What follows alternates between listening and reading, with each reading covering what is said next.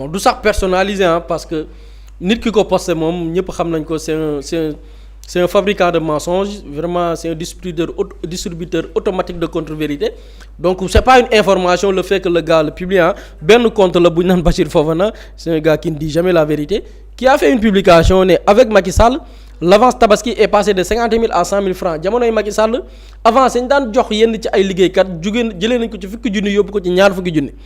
avec le couple Diomaye Sonko l'avance tabaski a quitté 100 000 pour descendre à 50 000 bu ci jamonoy nguuru Diomaye ak Sonko wàññi nañ ko jëlee ko 100 000 yóbbu ko 50 000 et Diomaye nous dit que réew mi ngi dox loolu la publié sur sa page Facebook avec une affiche boo xamante ni nii li ci gën a grave c'est ça parce que l'objectif ce n'est pas attardé wu ci nit parce que la personne n'a aucune importance mais le fait d'utiliser ay insigne ministère des finances lañ ko illustrer avec une image def communiqué bi dans le communiqué ministre des finances mooy yëgal ñi nga xamante ni nii ñooy waa corps enseignant bi lépp lu jëm ci wàllu avance tabaski bi nga xamante ni nii doon nañ ko am wàññi nañ ko jëlee ko ci ñaar fukki junni yóbbu ko ci fukki junni ne ministère des finances ñoo ko signé d'abord la première fausse information mooy enseignants yi ci boppam ñoo ko démentir à travers yenn ci ay virement par exemple am na ci benn virement boo xamante ni nit ki mi ngi ko jot et dans l'intitulé même on a caché certaines informations avec la complicité de la régie avance tabaski boo xamante ni 100 000 francs la et ce sont des enseignants ci boppam ñoo ko posté démentir ko y avait aussi keneen koo xamante ni avec un reçu boo xamante ni nit ki mi ngi ko jot à travers son téléphone portable ñu crédité ci compte am lu toll ci 100 000 et dans l'intitulé même ou bien le motif du virement dañ ne virement reçu de la compense avance tabaski donc c'est une fausse information boo xam ne même le corps enseignant yi nga xamante ni nii ñoom ñoo yëngu ci waa fànn bi ñoo ko weddi ni ñoom jot nañ seen avance tabaski 100 000 francs la mais pourquoi la vérification juste du ma ne sax c'est cours la mais parce qu'on est modeste à part on n'est pas là pour donner des cours mais juste parfois jàngale parfois certaines habitudes yi nit ki war a am à chaque fois que yenn information jib na ci penc d'abord ñi publier fausse information bi ñoom ils savent bel et bien que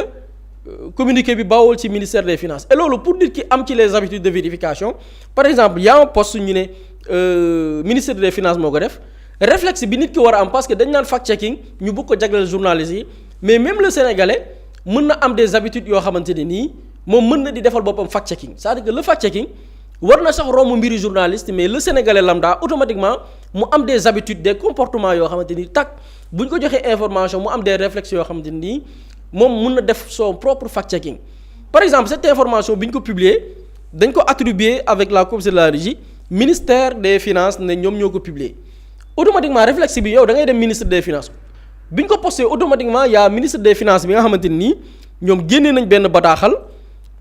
ne fausse information la ministre des finances di am njàqare ci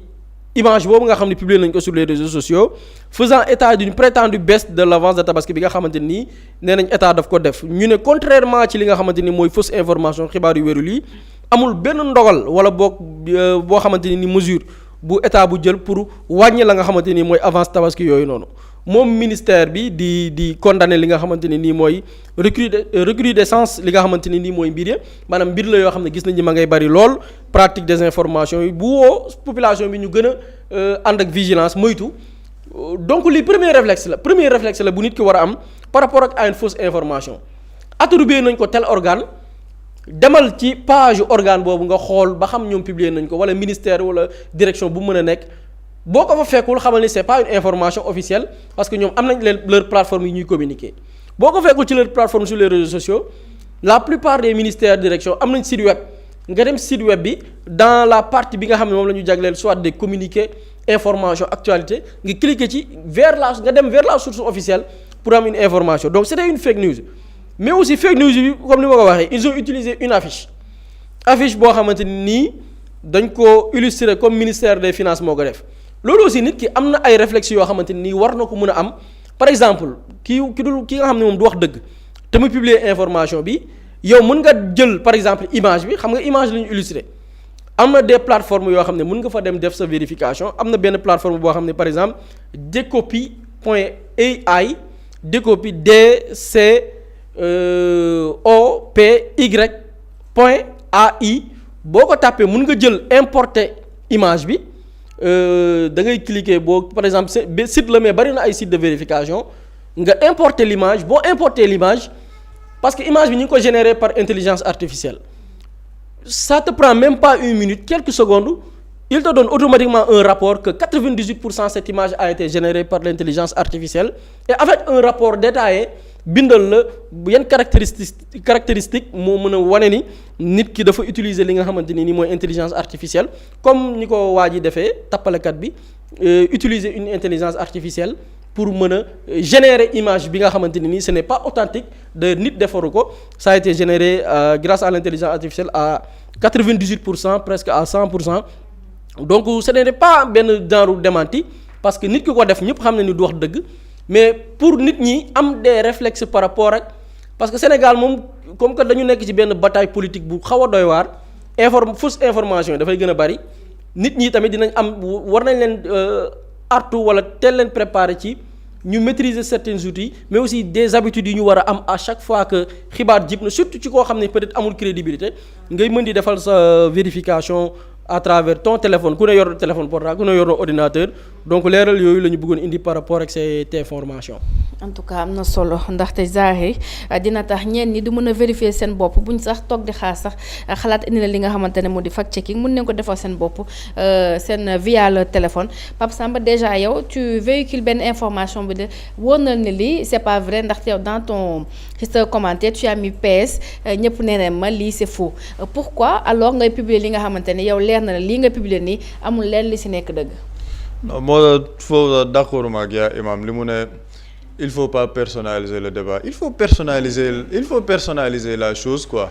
parce que xam nga travail bii nii c'est un travail journalistique quoi def fact checking bi xool recouper xool ak yooyu la personne elle se définit comme un journaliste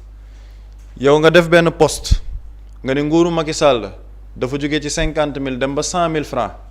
nguuru Diomaye ak Sonko nag mbir mi wàcc na ba 50 000 francs te Diomaye mu ngi naan ñu réew maa ngi dox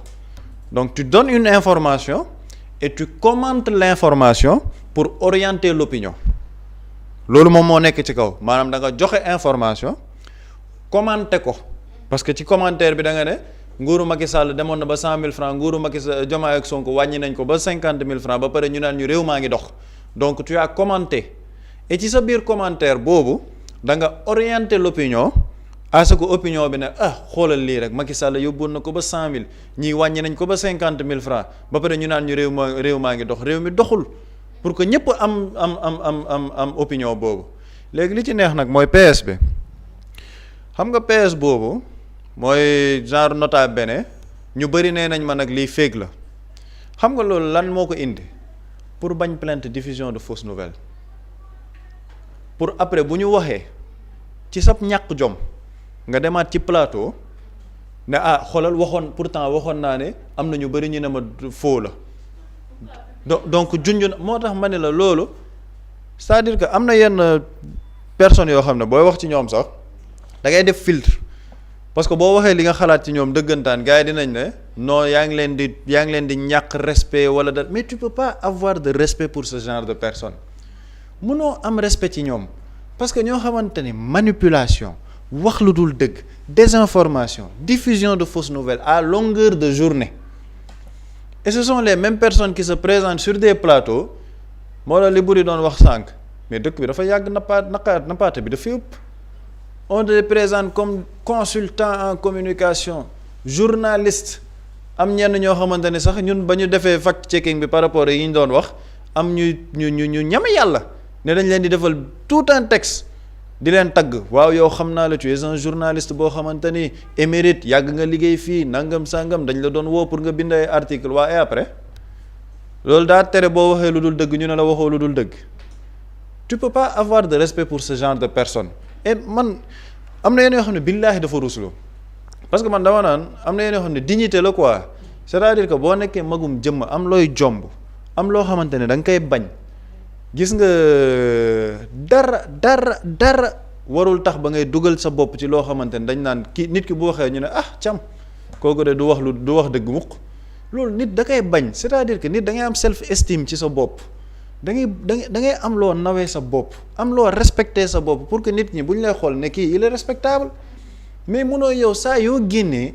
wax lu dul dëgg c'est-à-dire que li buri di wax ce sont des menteurs efféeffés quoi ñoom wax lu dul dëgg rusuñ ko et après en retour ils veulent que les Sénégalais di leen xool ne leen waa garaawul yéen li ngeen wax dëgg la te li ci gën a doy waar moo tax hypocrisie bi am ci réew mi tamit lenn la gis nga cette personne bi def lii bu ko ministère bi porté woon plainte pour diffusion de fausses nouvelles billahi nga gis ay paawu société civile bi genre Alioune Tine bi génn on ne doit pas emprisonner des gens pour leur liberté d'opinion ay nit la yoo xamante ni on connaît leur ton leur verbe on veut museler des voix mais waaye voix yu dul wax dëgg on va les museler effectivement dañ leen a war a noppiloo genre cas yi ngay xam hypocrisie bi am ci société bi tey jii defoon na ko fi assemblée nationale El Malick Ndiaye porté ko plainte moo tax tey mu def PS bi naan ñu bëri wax nañ ma ni du dëgg pour bu dara xewee mu ñëwaat plateau ne waa ñu bëri waxoon nañ ma du dëgg donc j'avais déjà alerté dama doon joxe rek benn alerte buñ ko laajoon tey xam nga lan la lay wax dafa naan la j'alertais juste sur une information qu'on m'a donnée vraisemblablement ce n'était pas une information vérifiée donc ñu ciy jéggalu Sénégalais gi nit ñi xam nañ seen agenda ñoom xam nañ seen i jëfin dañ leen a xam c'est-à-dire que dooy nit yu ñu xamantu de dañ leen a xam nu ñuy doxalee léegi defoon na ko ci El Malick ba ko fi El Malick porté plainte lan nga déggul nit ñi waaw nga gis Alioune Tine def un texte waaw El Malick Ndiaye dañoo war a am de la hauteur xam nga presse bi waruñ leen kiiwee nii ay nit la yoo xamante ni dañuy wax seen xalaat liberté d'opinion kenn waru ci tëj nit ça ce n'est pas une liberté d'opinion c'est une diffusion de fausses nouvelles mais dëkk bi nag dafa war a am yoon dafa am yoo xamante ne dañ ko fi teg ci suñu corpus juridique parce que ça crée quelque chose parce que tu es journaliste mën nga wax lu dul dëgg mais kenn du la ci jàpp kenn du la ci porter plainte et yow ci sa biir information yow déjà tu ne vérifies pas l'information parce que yaa ngi naan ñu bëri nee nañ ma du dëgg un journaliste qui donne une information balaa information bi di génn tu dois la vérifier képp ku wax ne lii du dëgg nga teggi nga ne lii dëgg la parce que sama source wax na ma lii xool naa ko xoolaat ko mais tu écris ton texte orienter l'opinion ba pare ne PS beaucoup de personnes m'ont dit que cette info est un fake. mooy taro moom mooy kii l'esprit yow tu écris benn chose bi nga xamante ne yow nee nga ñëpp neeneen la au fait wala la plupart de tes contacts neeneen li ngay bind baaxul mais n'empêche toi tu publies. parce que ñoom ci loolu la ñuy dox c'est-à-dire que ce sont des personnes yoo xam ne ñoom manipulation la ñuy dox en fait yow xam nga yow ça t'inquiète yow loolu daf la jaaxal actuellement parce que ci sa formation journaliste tu te dis que mais lii c'est pas normal en tant que journaliste parce que journalisme yéen li ñu leen jàngal mooy l'information boo ko jotee tu dois recouper des sources dem vers l'investigation xool ndax si l'information elle est vérifiée et du moment où elle est vérifiée nga jox ko population après le commentaire il est libre mais yow en tant que journaliste entre guillemets tu donnes l'information tu commentes l'information tu orientes l'opinion et dans cette même information tu dis que am na ay nit yu ne lu dul waaye loolu lan la loolu ban journalisme la loolu ban presse la moo tax li la jaaxal la réponse elle est simple li tax ñi koy def mooy ay nit lañ yoo xamante ne amuñ lu ñu jomb amuñ lu ñu rus amuñ loo xamante ne nawloo nañ ko seen bopp te gis nga niñ ko defee ci information bi noonu lañ koy defee ci lu ne Azer nga takk rajo yi Azer c'est que lii nangam sangam lu tax ngeen di wax ci Seydou Kane lan moo tax lii waaw on a retiré le projet à un Sénégalais jox ko un Espagnol nangam sangam c'est-à-dire que ñoom lii la et les Sénégalais sont habitués des faits maanaam ñun yàlla def na ne nag du loo xamante ne daf lay bett tey maanaam Boury il en profite pour montrer aux Sénégalais information bu génnee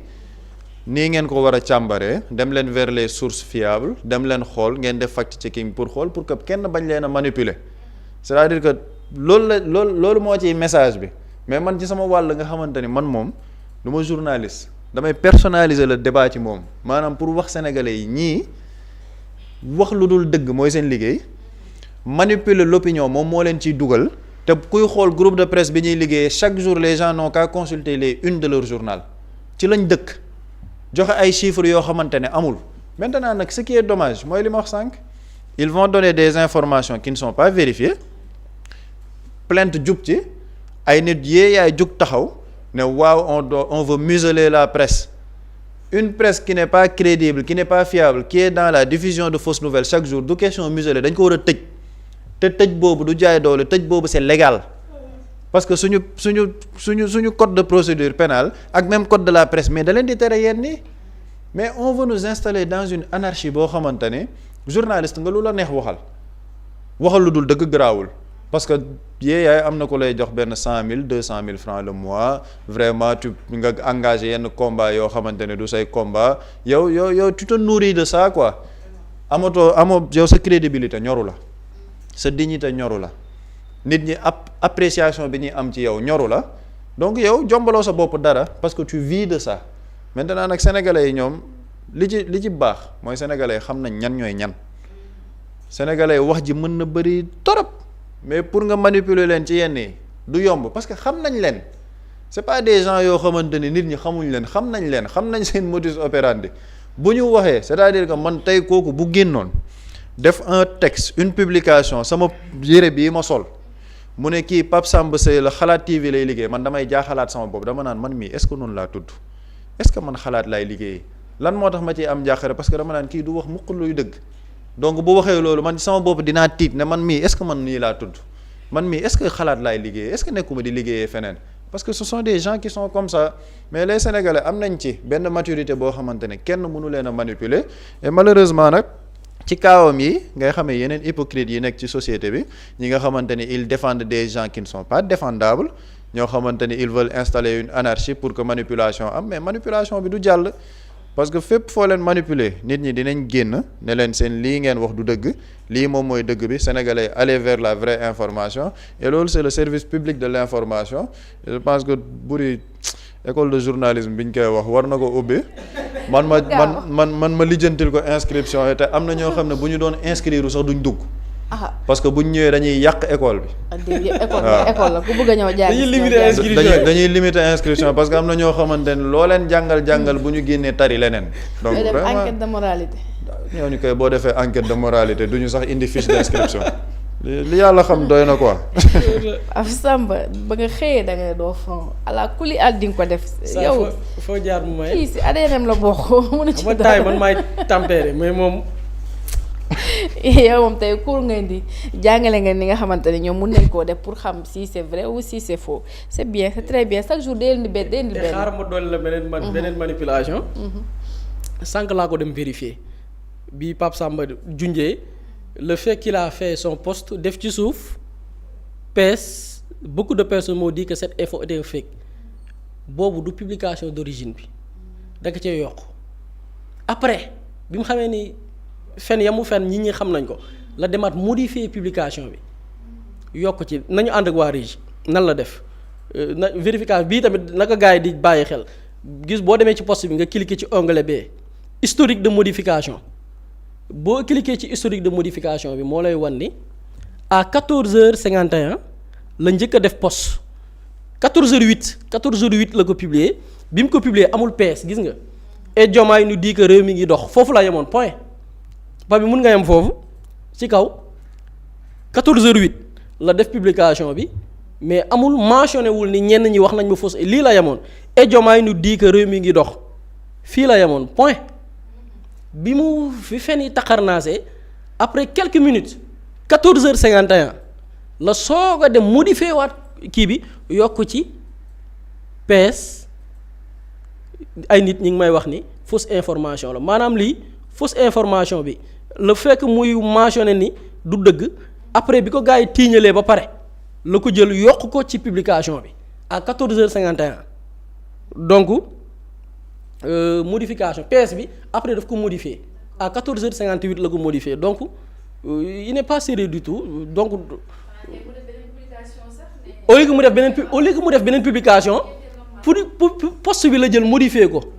14h08 la ko ñu bari duñ ko bàyyi fel il suffit seulement de cliquer ci onglet bi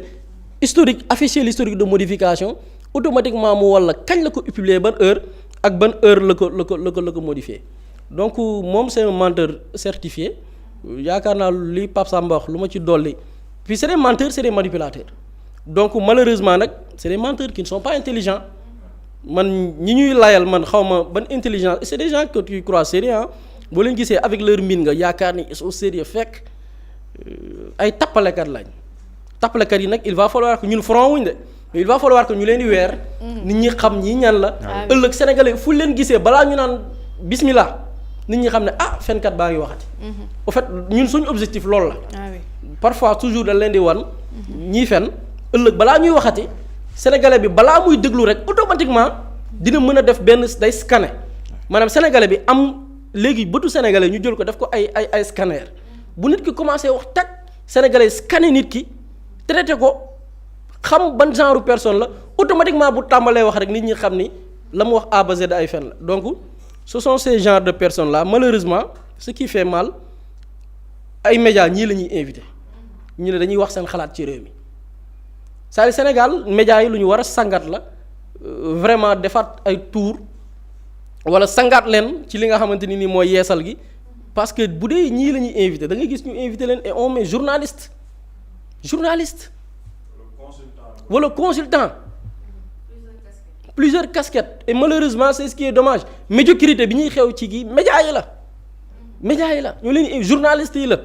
booy invité des profils yoo xamante ni au moins nañ wax dëgg mais koo jot invité ku jug xam nga métier journalisme tamit noonu la dafa njaboote ku jug mbubboo ni journaliste laa nga jël gars yi invité la nga ñëw garaaw lu jaw wane benn mine bu xaw a sérieuse tuuti fekk wax ko du dëgg. xam nañ ko éviter aussi. il faut pas oublier cela ma ne les bonnes graines am na yenn médias yoo xam ne tamit jombale nañ seen bopp di fa dem aussi donc ils sont obligés. bah oui voilà c'est ça waaw am na ñoo xam ne moom xam nañ seen bopp ba du ñu invité ñëpp. waaw il faut comprendre ça. donc c'est ça mais comme que nit ñi duñ fa dem peut-être ñu référé wu ci genre gii rek. mais vraiment le Sénégal a besoin vraiment leneen. lu bokkul ak ce genre de personnes ñuy toog ci ay plateau di wax. oui jërëjëf Boury jërëjëf Pape Samba am na solo dafa mel ni ñu cëral woon ci waxtu jeex na tàkk Pape Samba.